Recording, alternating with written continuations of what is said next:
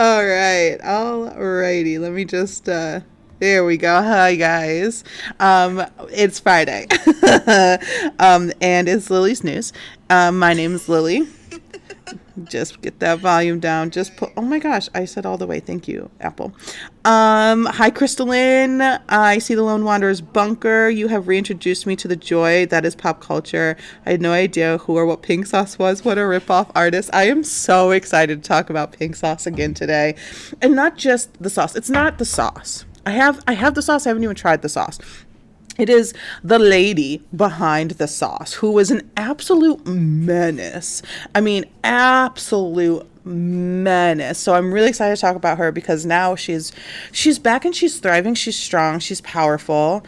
And she's probably breaking all of the contracts she's ever signed. So cool. There's too many buttons for YouTube. Oh, poor thing. Oh, doll. So it's Friday, and we have to talk about a couple serious things and a couple not so serious things. So let's start with the serious, so we can end on a nice lighter note. I think we deserve that. We don't need to end our weekend, start our weekend with some really serious stuff. So let's get into that now. I just came out. Just happened. I've been following this for a really long time. Alec Baldwin has been re-indicted. For the shooting of Helena Hutchins on the set of Rust in 2021. He was charged. They dropped all the charges.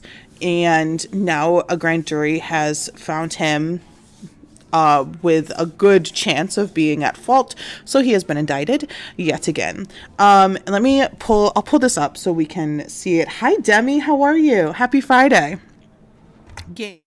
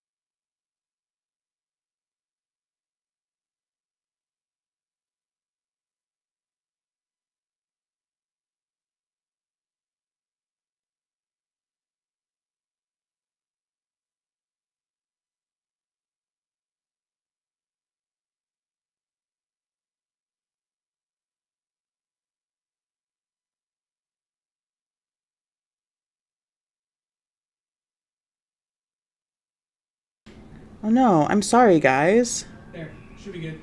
Can you hear me now? Can I be heard? Okay. All right. Sorry, guys. I didn't know. Thank you for letting me know. I'm so sorry. So I wanted to cover a few things today. Welcome to Lily's News. Oh my gosh. Okay. Welcome to Lily's News. Today we're covering some hard topics and some more lighthearted topics as well. And we're going to start with Alec Baldwin being reindicted. Good now. Yes. Okay. Awesome. Thanks. Starting with Alec Baldwin. So Alec Baldwin has been reindicted when it comes to the Rust incident, which resulted in manslaughter and injury. So in 2021, Alec Baldwin was filming the movie Rust. I did talk about it like months ago on here as well. And he was setting up a scene prior to filming. So they weren't actually filming this incident. It was a rehearsal. They were blocking. They were sorting everything out, getting ready for film day. And in this scene, Alec Baldwin does have and fires a weapon, a gun, obviously. And Helena Hutchins, the artistic brain behind this film, was behind the camera and wanted to see and get the feel. Let's re-emphasize. There's too many buttons for YouTube. And so she was getting the feel for the scene, obviously. And now these are words that were spoken from people who are living and breathing, because unfortunately Helena has passed due to the injury that she sustained from this gun going off. Allegedly, she's not here to say otherwise. She asked Alec to point the gun in a specific direction, which would put her completely in front of the bullet if it was to be ejected from the gun. And unfortunately, the worst possible thing happened in all senses of the word when it comes to a weapon, let alone a gun, on a movie set. It was loaded with a live round, which is a real bullet, not a fake bullet that just basically makes noise. This was loaded with a live round, a real bullet, and it was unfortunately ejected from the gun, and it hit Helena. She did pass, and it injured another, I think, producer or director on the set as well. Hi, Amazon. It's so good to see you. How are you? And so this was a result of negligence on so many levels. Live rounds shouldn't even exist on a film set. Live rounds should be nowhere near. They shouldn't even be an option. A gun capable of firing a live round, it's weird. You're in rehearsal. The whole thing is very icky. So this is the just the Daily Mail article. It's one of the first things that like popped up notification wise on my phone, but I was listening to it as this news kind of broke, which is really interesting. So this happened in 2021. Alec Baldwin was charged, but the charges were dropped pretty quickly after that. Now, before the charges were dropped, Alec Baldwin went on a tour doing interviews, doing conversations, and just kind of talking on the internet, on Twitter, on TV about what happened, and just saying over and over again, like, exclaiming his innocence, that he didn't fire the gun, that he just pulled the hammer back, he didn't actually fire the weapon, that something insanely happened, the gun malfunctioned, he doesn't know why there was a live round. It was all just bad plus bad equals the worst thing that could happen. I'm able to watch live and not on replay. Hey, Raylene, how are you? So those were the things that were being exclaimed. Now I just am looking for is it Sierra Gutierrez Reed? I can't remember her first name, but Gutierrez Reed, who is she was in charge of all the weapons on set.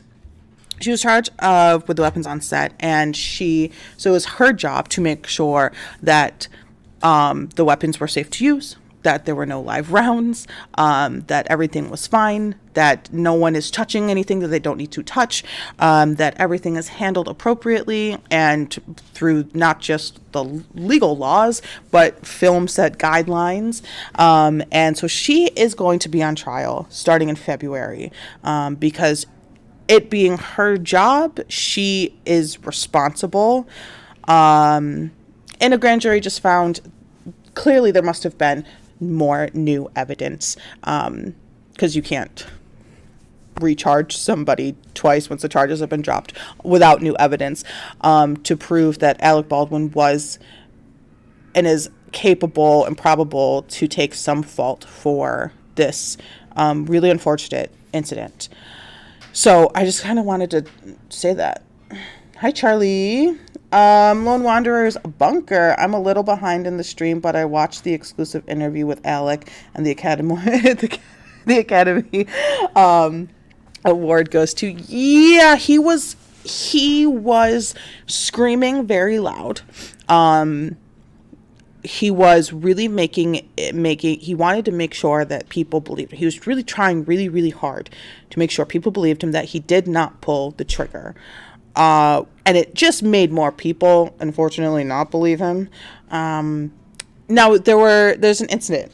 There's an incident. There's problems with the investigation after the incident.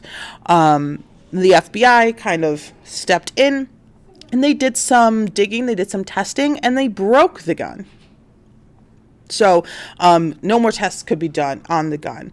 But they still claim, the FBI still claims that there is really only one way that the gun could have went off, is if they pulled the trigger. So I will be keeping my eyes on this and see what happens. I'll try to keep my eye on if Alec Baldwin makes more any exclamations on like Twitter or something.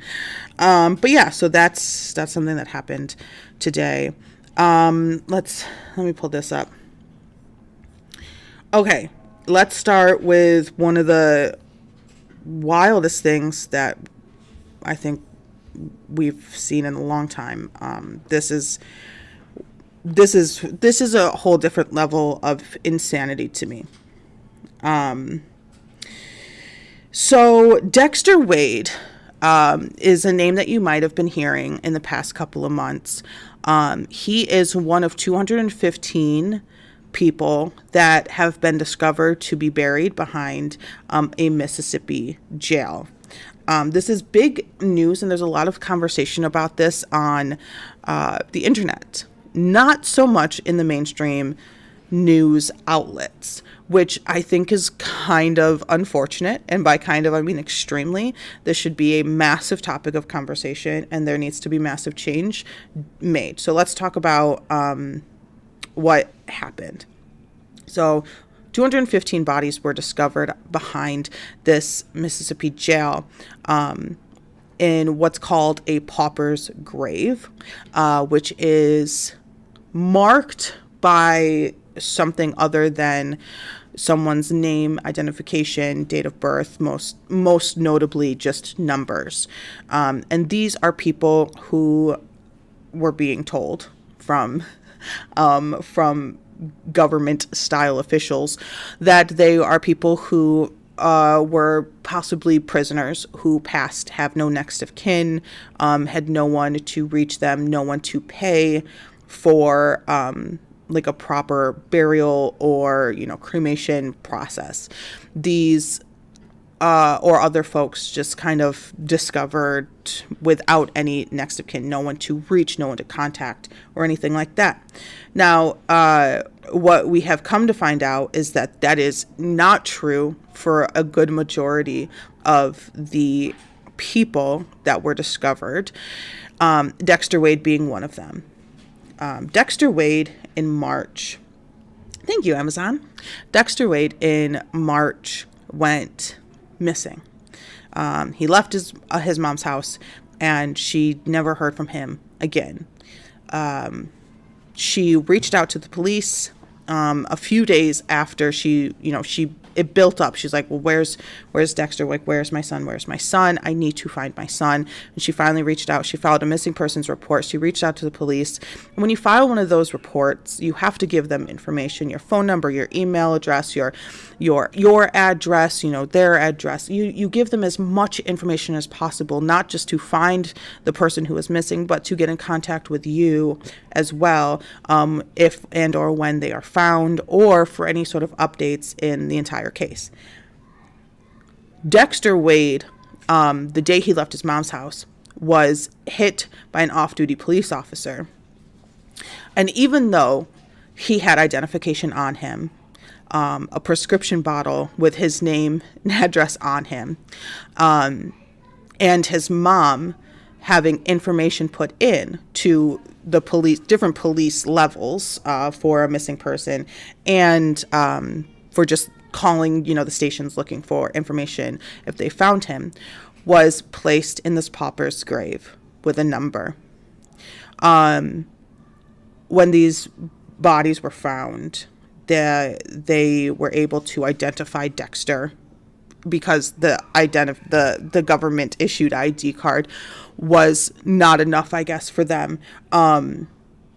It kind of went into a very strange realm when it came to this level of injustice. So you have not just a family grieving, but you have hundreds of families, possibly more, that are in the process of grieving the loss of their friend, their loved one, their father, their brother, their sister, anyone, and not knowing that they are even there or not. So like, you're given this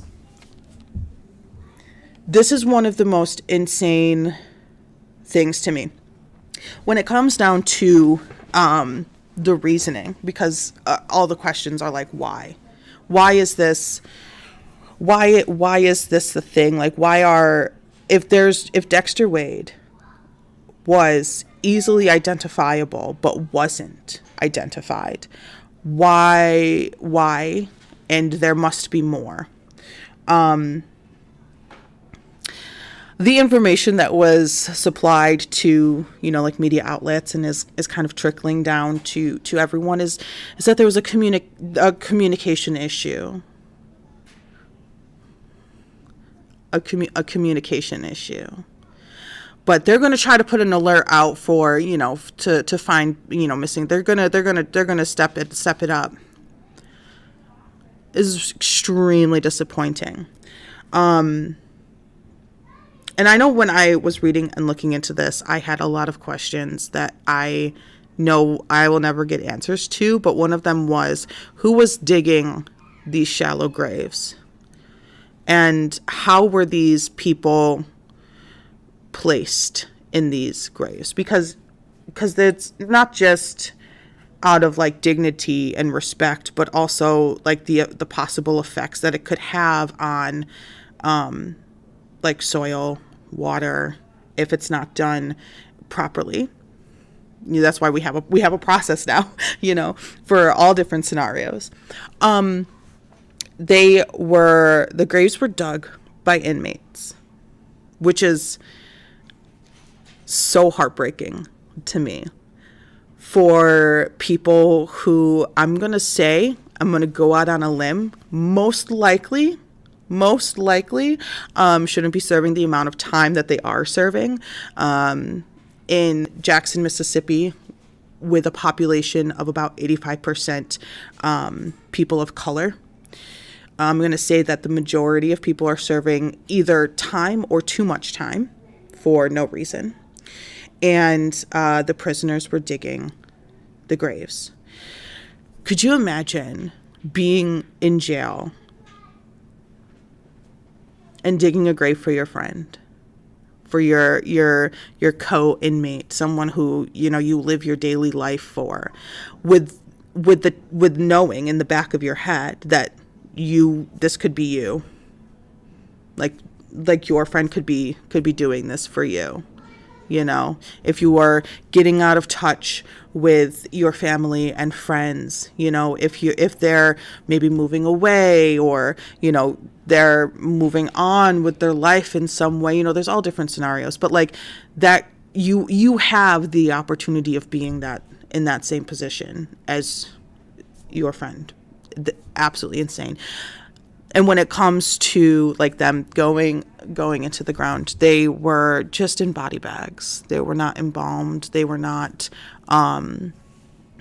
taken care of in any way, shape, or form, because there was no money given to coroners for it. There was a communication issue, so there was no money for any sort of proper burial. And it's so absolutely frustrating. Like I honestly, like I have to breathe slower, because it makes my skin crawl. Makes my skin crawl. And you have to think, as adults, you have to think, what if it was a different group of people, you know? Like, you have to think about the media turnout, the conversations, the articles, the news notifications. You have to think about what kind of visibility would be on this if this was in a different city, if this was focused within a different group of humans. And and it just continues the disappointment, it just continues the frustration. Like, I have a CNN article about Dexter Wade from 2023, or November of 2023.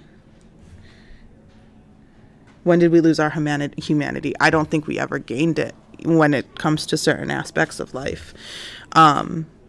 It's absolutely like, it makes, like, I don't even have words to be in a position where you are begging for help to find your son.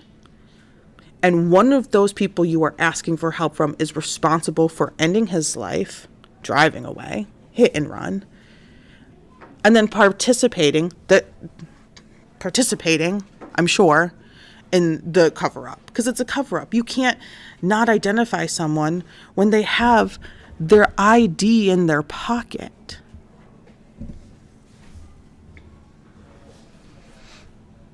Dexter Wade was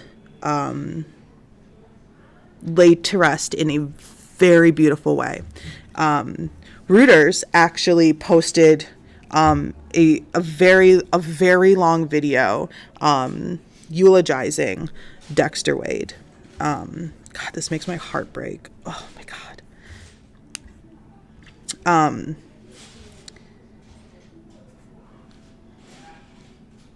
Reverend Al Sharpton was there, of course. He's going to show up. Reverend Al Sharpton's going to show up. Like, he's just going to show up. He knows where to be. He gets the phone call and he's on his way. You may hate him, you may love him, but he's going to show up and support, and stand up when others won't, which, it was really beautiful, to see the bodies show up for Dexter. So I can't talk about it anymore.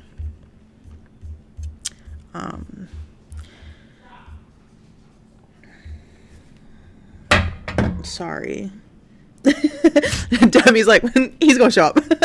He's gonna show up. I don't know how, but he's got his flight. Like, he gets a ticket. Like, he will book a ticket ASAP. He will book a ticket. Yeah, my heart just absolutely breaks for Dexter. Young man. A police cruiser. This really hurts. This is Dexter's mother's other son, his brother, was his life was ended by the police as well. So this is some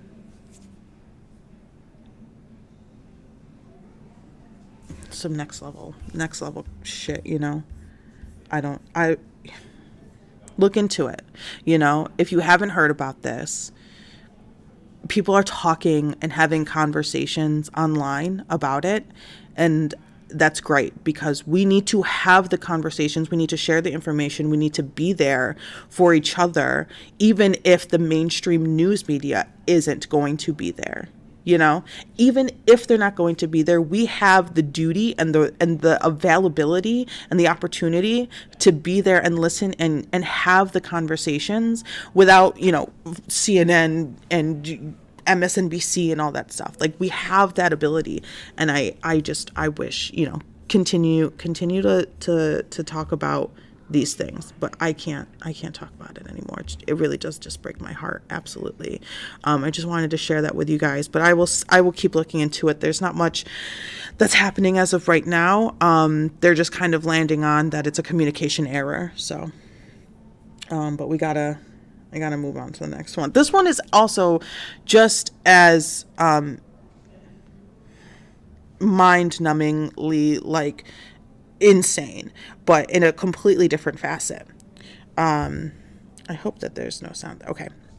So I don't know if you guys know, but Netflix dropped a new docuseries, 3 episodes. There's not a whole lot to it, so it's like shorter episodes. I don't know, it's like 40 minutes an episode, which is great. They kind of really condensed everything well. The editing was fantastic in this docuseries.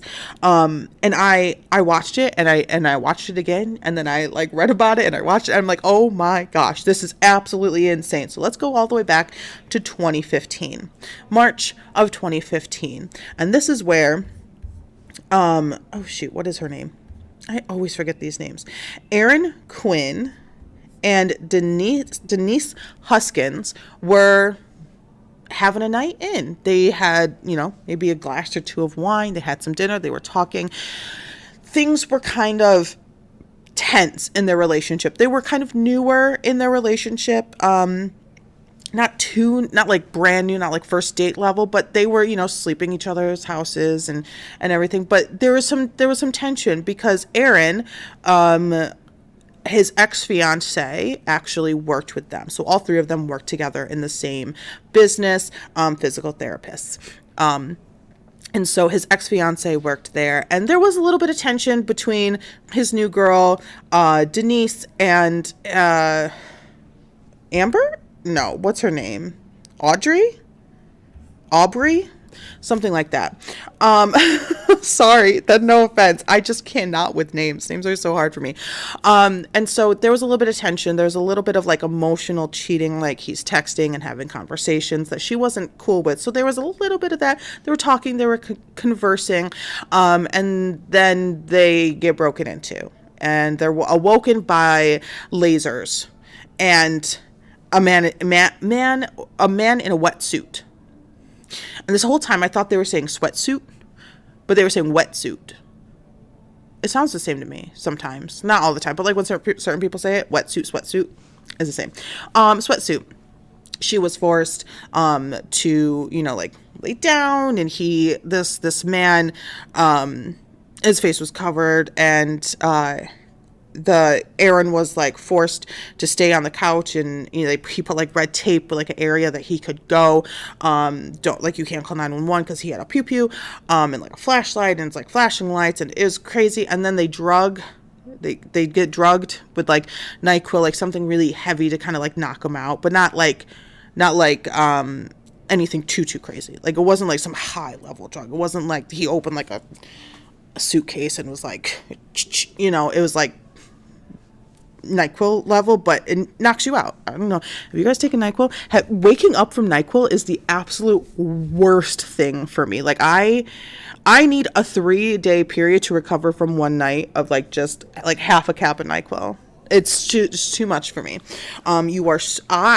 I am so groggy the next day for like an entire, like at least 24 hours.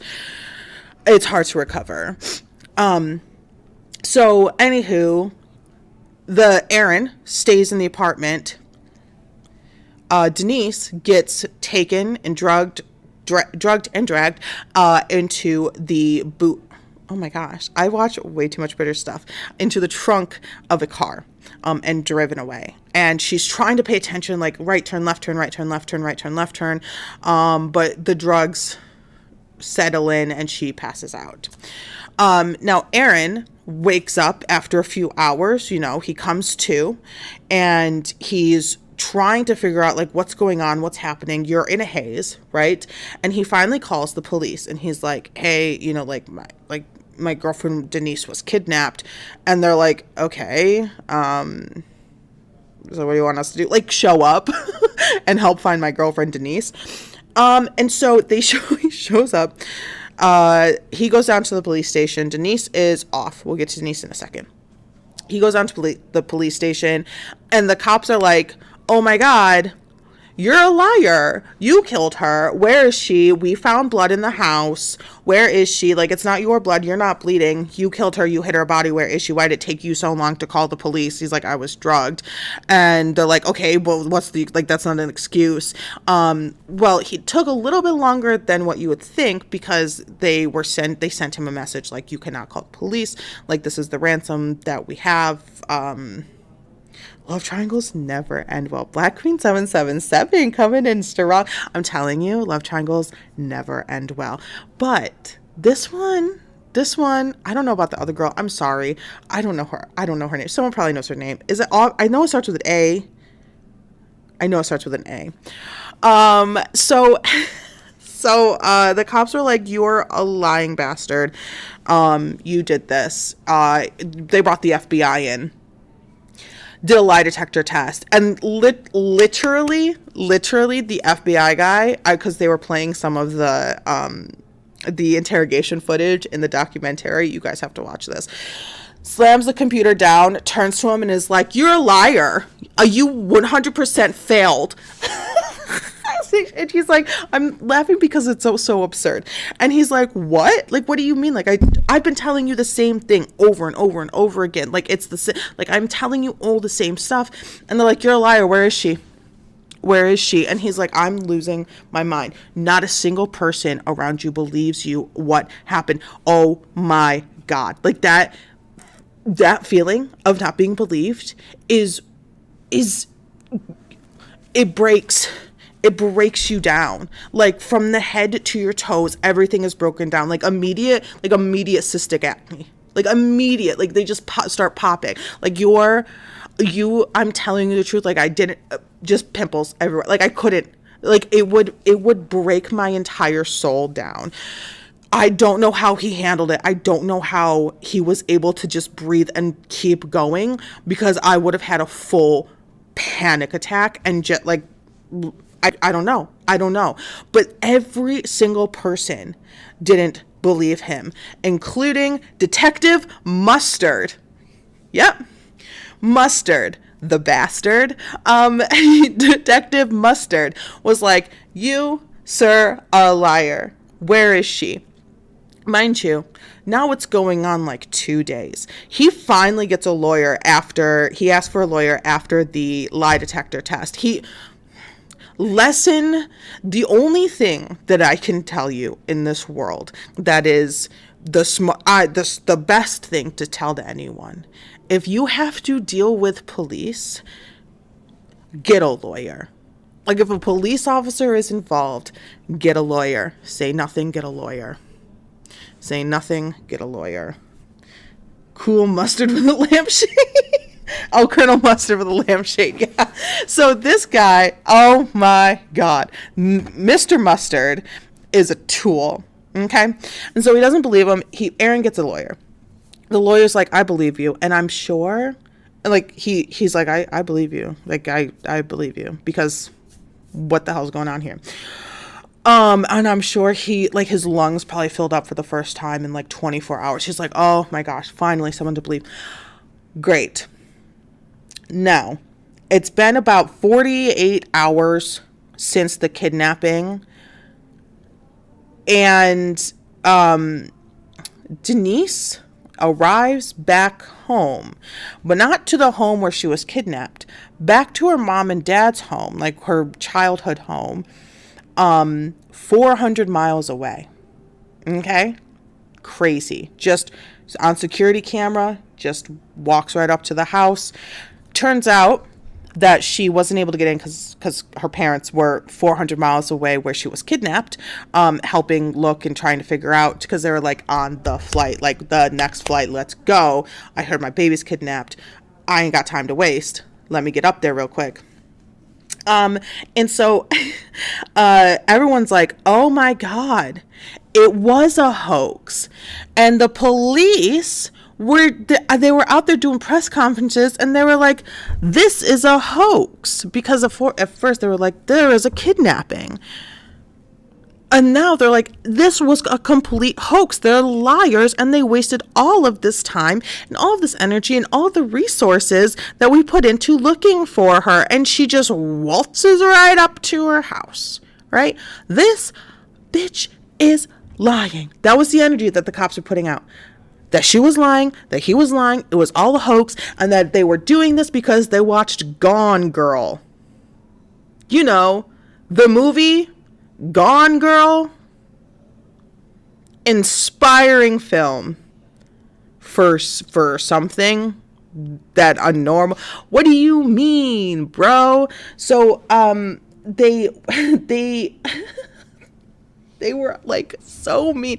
The news, this was national news. I wasn't watching it, but this was national news that this girl and this guy, Denise and Aaron, were gone girling us for some reason. That everything was a lie. It was all fake. She was never kidnapped in the first place. But then we hear Denise's story, which is the story. And what happened is she was put into the trunk.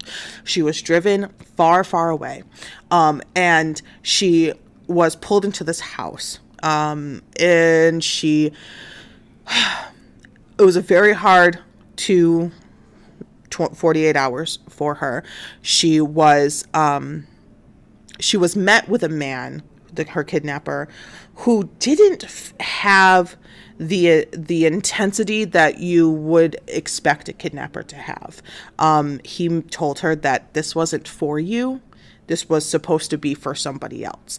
Now, and by somebody else, it's the original ex, like the other girl, the ex-fiance, the original girl. For some reason, he didn't get the memo that they were no longer Aaron and I'm going to say Audrey, were no longer engaged. Why it was for her, I don't know. I don't know if anyone knows. I just watched it. You know, I didn't go into police files or anything. So we don't, and so I think the intensity that the kidnapper had was a little lessened due to that for some reason. I don't know. Yeah, Aaron was a little well off, you know. He was a little well off. He wasn't struggling. A couple of $1,000 wouldn't be too much of a scoop from his bucket. But still, do you pay ransoms for kidnappings? Anywho, she was unfortunately R-worded by this man twice. And he did that because he wanted to film it so that she wouldn't go to the police. And it was kind of leverage, like you say too much, I'll release this sort of energy. And she did not, she wasn't on vacation. She was kidnapped. 48 hours later, he returns her to her childhood home, which is 400 miles away from where they were currently living. And thus the insane outpouring of cameras and people and helicopters when she arrived back home. And she needed to get back to Aaron. She needed to get back to that police, like the Vallejo police area. Like, she needed to go back to her home. Also, her parents were up there. So immediately it hit the news, like, she's back and it was all fake, and here's a picture of her, and she has a hood up, and how dare she, and she looks more like a criminal than a victim. What? Okay, so she gets a lawyer.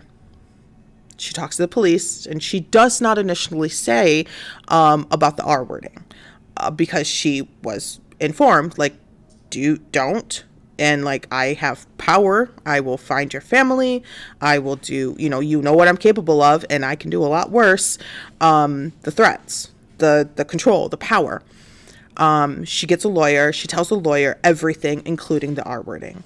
And he says, you need to get, we call them just like rape kits, which is just the testing and the gathering of the DNA and evidence and information, and, also just physically checking up on you, making sure you are physically okay as well. So it's like a whole process under the nails. It's very, It's a very stressful and cold process that you go through if you're having that done.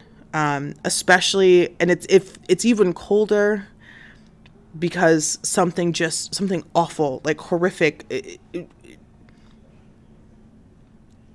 terrible, absolutely disgusting already happened to you, and then you have to go through this really intense process. It's hard, but it helps.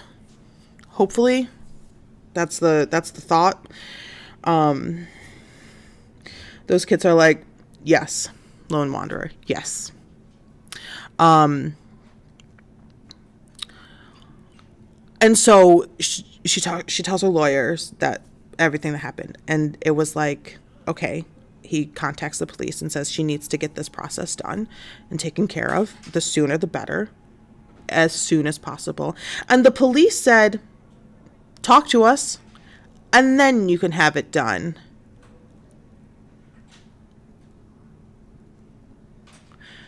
Talk to us, and then we'll give you a rape kit. What on God's green earth?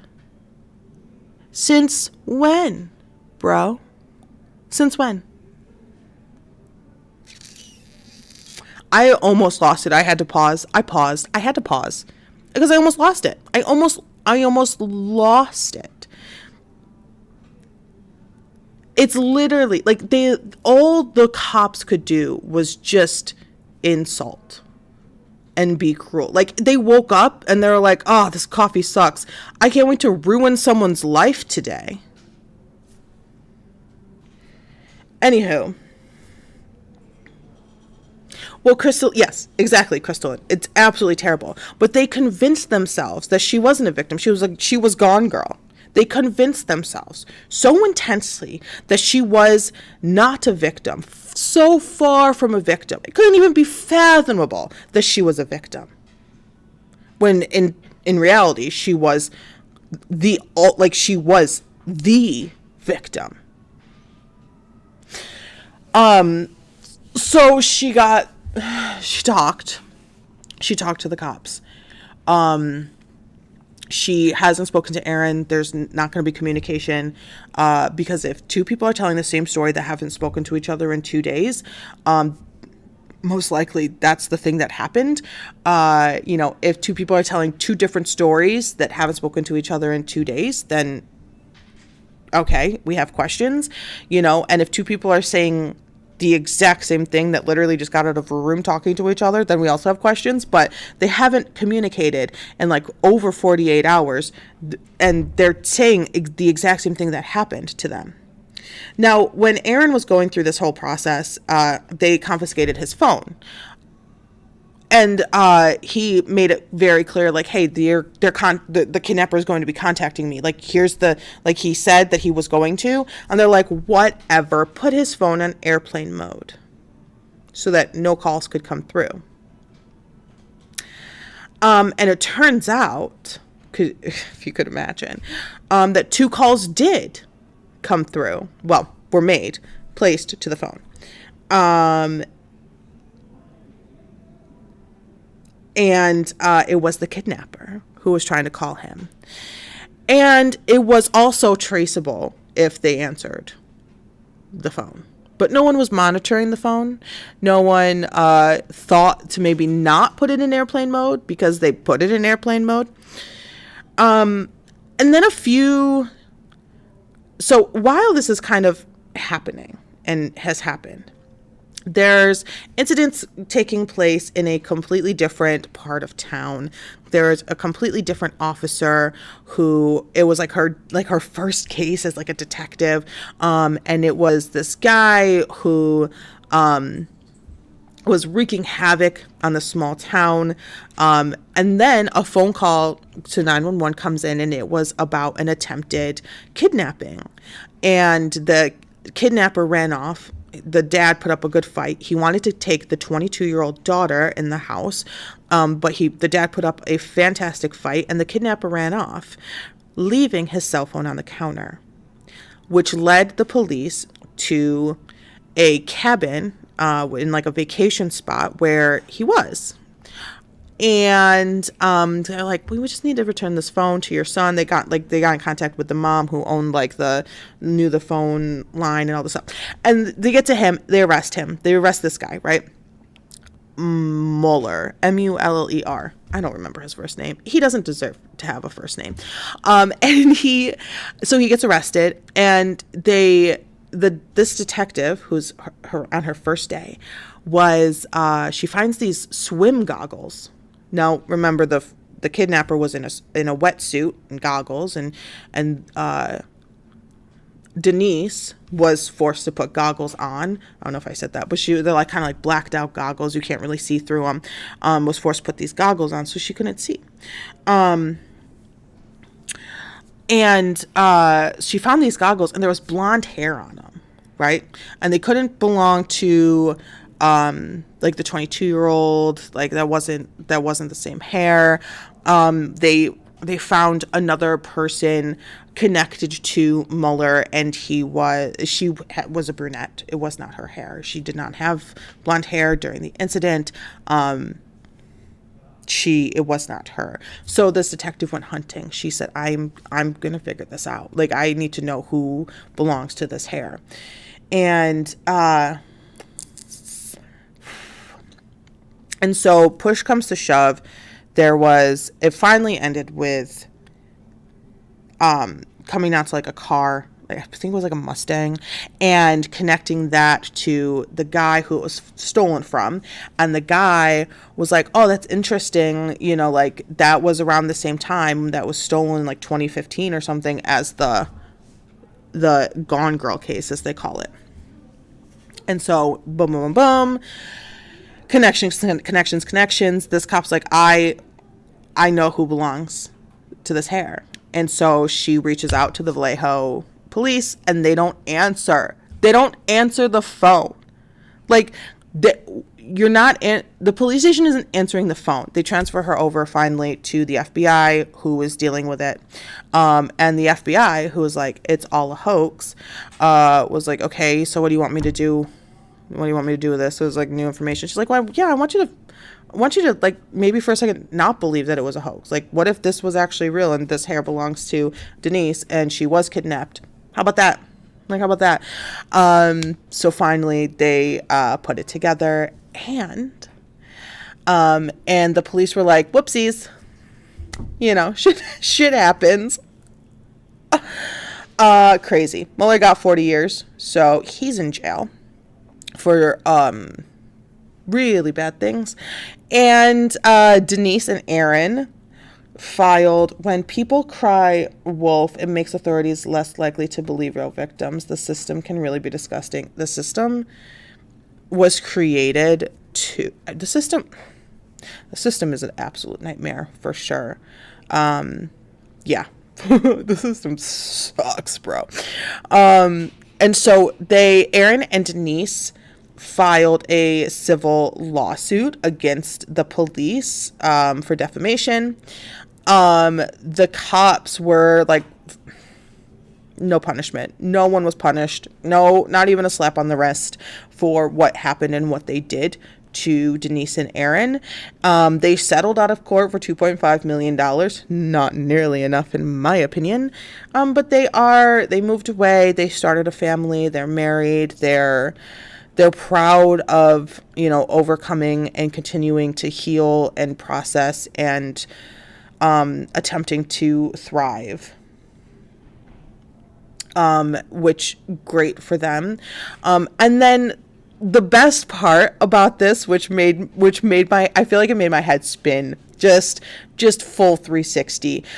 Detective Mustard was awarded Officer of the Year in 2015. The same year he didn't believe Denise being kidnapped.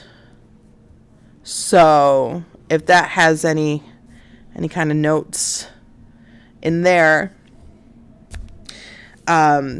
deduce at your own will, because I wanted to scream. I think I did scream. I think I screamed. I probably screamed. probably screamed.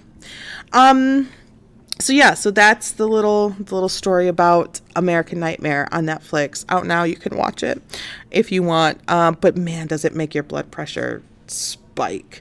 What I thought was absolutely stunning, though, about this docuseries, Aaron and Denise were sitting, obviously being interviewed and everything, and they were, I don't want to say stoic, but they were clearly having to relive this very traumatic event in their lives. But they did it with such like physical and emotional grace that you don't often see, which isn't saying that people who don't do that is wrong. But I think that was just kind of them as people, just in the beginning. There was a voice recording that the kidnapper sent to a crime reporter because he wanted to share and could see like the process that was going through, like in the media, that she was alive and like she's not like dead or anything like that. And the crime reporter went to the cops and was like, okay, so this is her voice. And it was very level. It was, my name is Denise and I am been kidnapped but otherwise fine. Like it was, she was stable. But also like there are some people who are really good at being like vocally and physically stable, but like, there's a fire happening inside the brain. Another interesting point about the whole case was that the kidnapper kept contacting this crime reporter because the police weren't doing anything, like they weren't trying to solve the case. And so he kept contacting the crime reporter and was like giving information about him as a kidnapper and like rapist. And the crime reporter would take all that information to the police and they did nothing with it. So like on top of them saying like this is real, and add to the crime reporter getting information, very strange, very strange. Very, very strange and disappointing. What time is it? Okay, Pink Sauce Lady is back. Yes, she is. I don't really have enough time to talk about her though. So Pink Sauce Lady is back. Chef P is the creator of the pink sauce. Dave's Gourmet helped her when she was basically mailing botulism out to people, and botulism in a bottle, come get yours for $20. But now she is on to a different form of pink and blue saucing. It is powder form. So she has turned the possibilities of pink sauce basically into endless possibilities. So she has a new pink and blue sweet sauce, and then she has a new pink and blue savory sauce. So you can get a powder and then dye sour cream and make it a color, or put it into some frosting and make it a color also. I don't know. She is also, oh gosh, are we just gonna find it? Am I just gonna play the video? Yeah, probably. Let's see.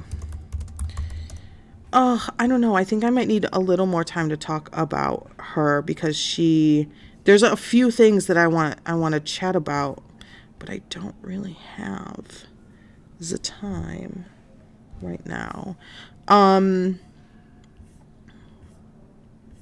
Okay.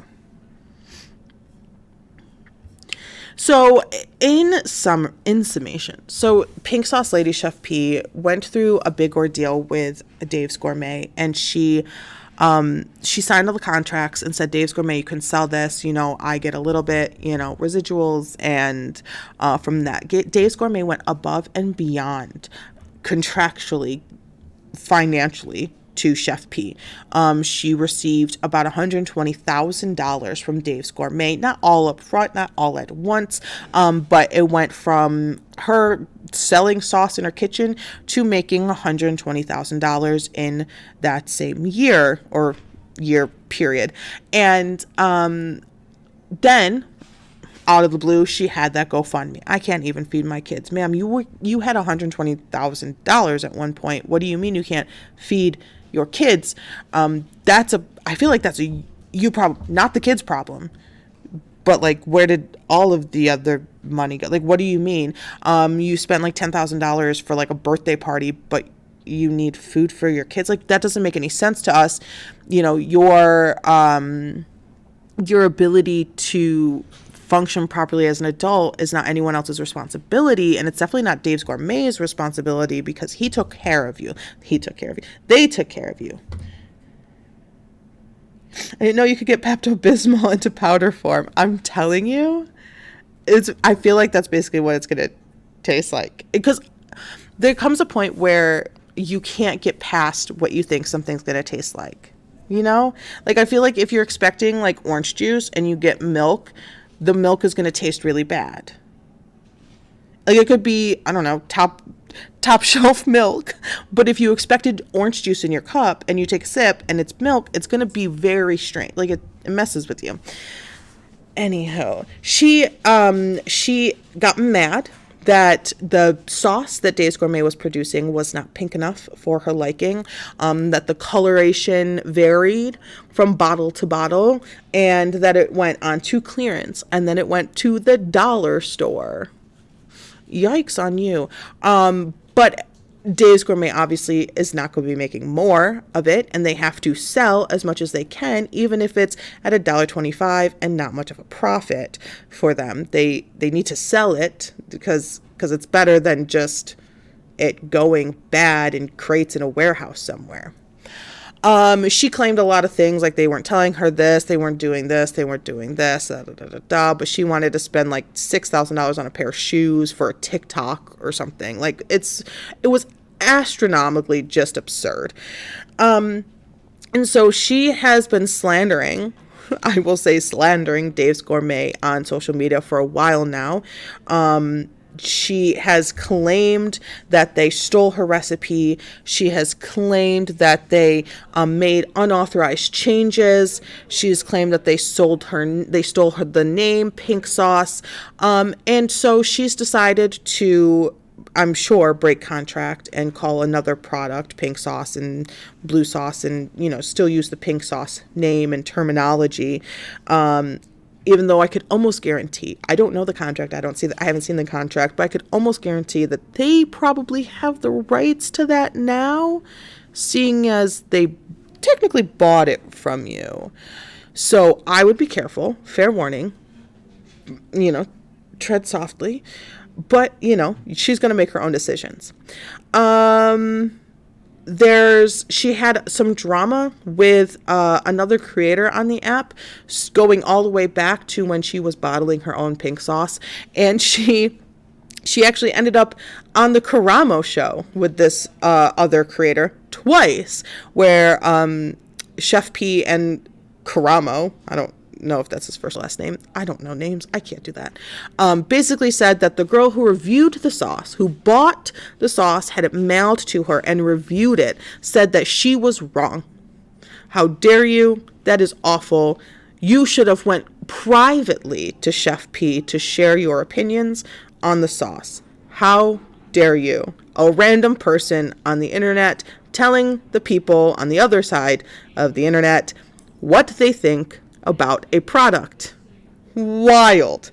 And people absolutely went bonkers over that. That girl is now blocked. Chef P has blocked her, and she's made it very clear that she can make those decisions about who is following her and watching and all that stuff. So it's just messy. It's just messy drama. The new pink and blue sauces are just a powder form. I'm sure she's breaking contract, and I'm sure Dave's Gourmet is waiting until they've sold.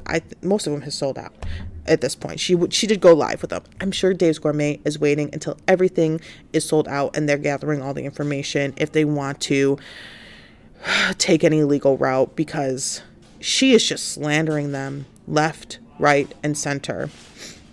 I do need to play something for you guys though, and I know that it might be shocking, but I need you all to know that if I had to see it, so do you. If I had to watch it and experience it, so do you. Okay? All right, so let's get Let's get this going on. All right. Let's just experience it together. Okay, so y'all, I made the sea land boil. Y'all see the pot. I made the sea land boil. So, she does have a bit of an accent, like Southern style accent. So she's saying sea land, Sealand. And my freaking neck broke the freak out. So basically, I don't know. I'm finna go to the hospital though because this could be rabies or anything. Because I did cook them. I cooked the mice, you know, but I don't know. But my neck is breaking out, y'all. Like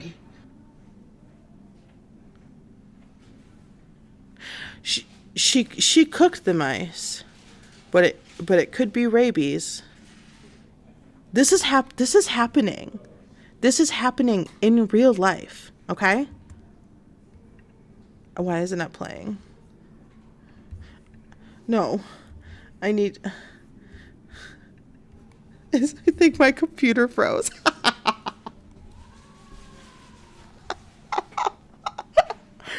The universe is telling me that you guys don't need more of it. So, okay, so obviously my computer froze. My computer has never frozen before, so you guys lucked out. So she caught... Hi, Deborah. She caught mice in her own home with poison and traps. And then she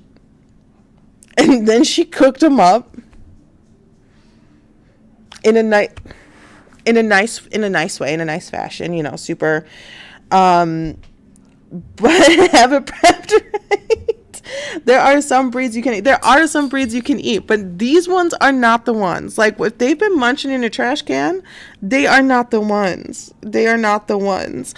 So she did that. She did that.